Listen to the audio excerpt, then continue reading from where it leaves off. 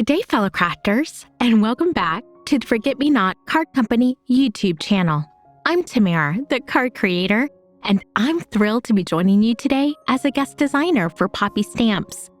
Today's project radiates golden elegance, inspired by the enchanting theme, Midas Touch. Using beautifully crafted products provided by Poppy Stamps, details in the description box below, I've created a card design that is stunning, as it is simple to make. Ready to add a touch of gold to your creations? Let's dive in. Today, I'm using this Arch Deco plate, which is going to make my gorgeous background. From there, I'm going to have the Nordic flower bunch accenting my happy birthday. Today, we're going to be playing around with some metallic watercolors from Arteza.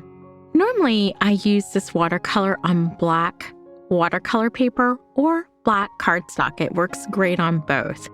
But today, I'm actually using it on my Canson watercolor.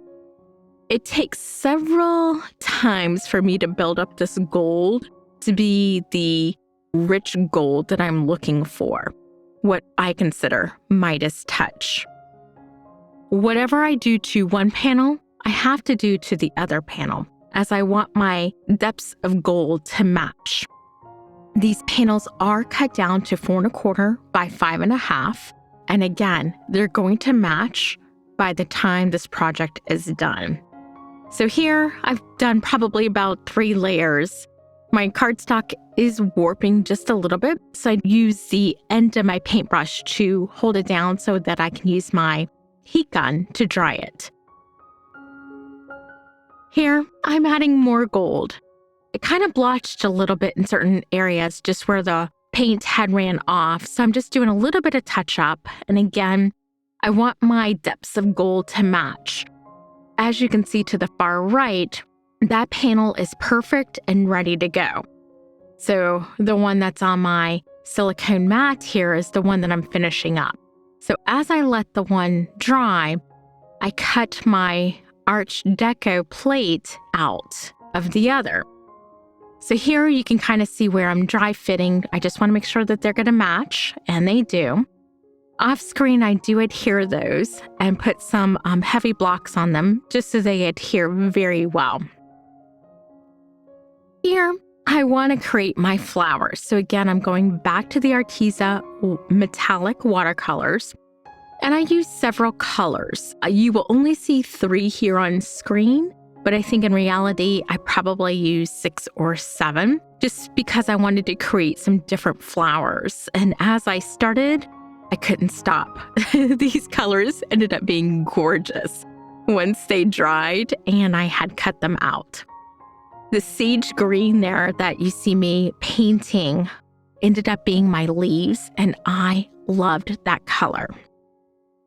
For my sentiment, I want this to be a wonderful happy birthday card. For the individual that's going to receive it is very elegant and very posh, and I felt like this would be absolutely a perfect card for her.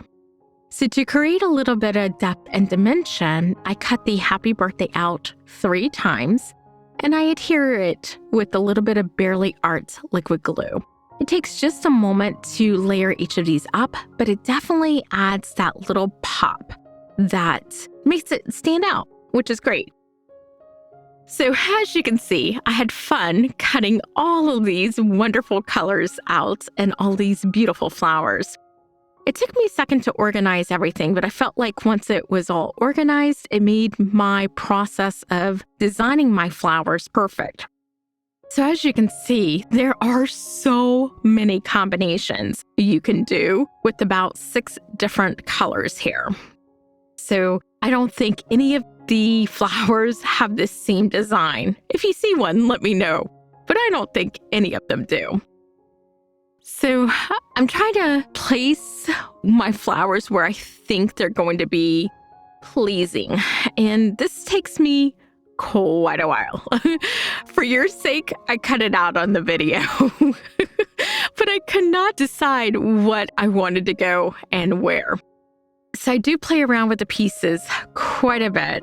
And I know I want to have at least a big centerpiece and then the leaves coming from that. So I go ahead and I start with that. And while that's adhering, I decide, let me go ahead and adhere my happy birthday. At least I can do that part so I can get a better visual for how I want my flowers to be surrounding my happy birthday sentiment.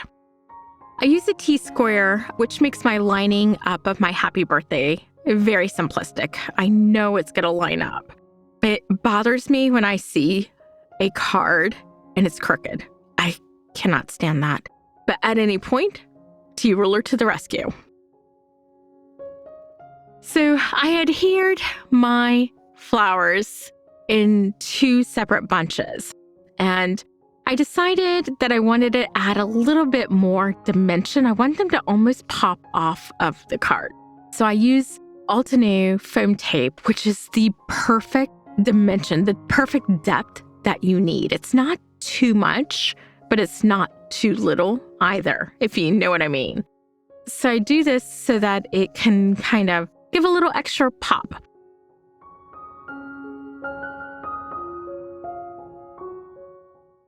Now, whenever I have dimension like that, I always put a little bit of liquid glue on the back. And the reason I do that is so that it can give me some wiggle room. And this is a perfect example. I had to move it. With both of them put together, this is my outcome. How beautiful is this? I absolutely had a blast creating this, and I have so many flowers to create another. Loved it. Thank you, Poppy Stamps. After seeing these products in action, I hope you are as excited as I am to add Poppy Stamps to your preferred suppliers list. If you found this video helpful, don't forget to give it a thumbs up and subscribe to the channel for more crafting tips, design ideas, and fun tutorials. And as always, click the bell icon so you never miss out on the latest content. Thanks for joining me today, and I'll see you next time.